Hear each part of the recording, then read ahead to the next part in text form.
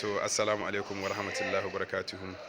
Masoya, 'yan uwa, 'yan kwankwasiya da ma wanda ba 'yan kwankwasiya ba Saudi Arabiya, zuwan mai girma Tijjani Gandu sosai mun samu kiran waya da dama daga maza zuwa mata waɗanda suke tambaya, waɗansu sun zo sun gan shi, waɗansu kuma ba su samu dama ba.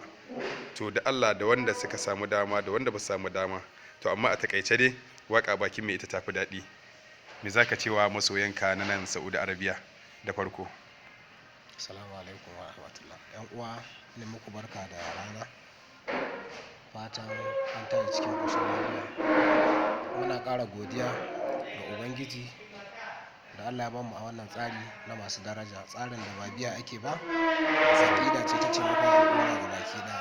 Muna muku fatan alkhairi tun daga Najeriya zuwa wannan ƙasa. Duk muna ganin abubuwan da kuke da irin ƙaunar da kuke nuna mana da irin bibiyanmu da kuke a social media da irin saƙonnin duk muna ji.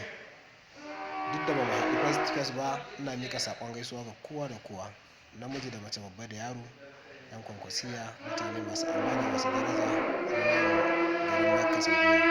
Allah ya saka da alkhairi, ina musu fatan alkhairi.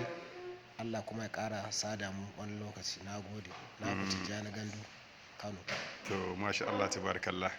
Mai girma mai daraja Tijjani Gandu kenan. To muna muku fatan alkhairi.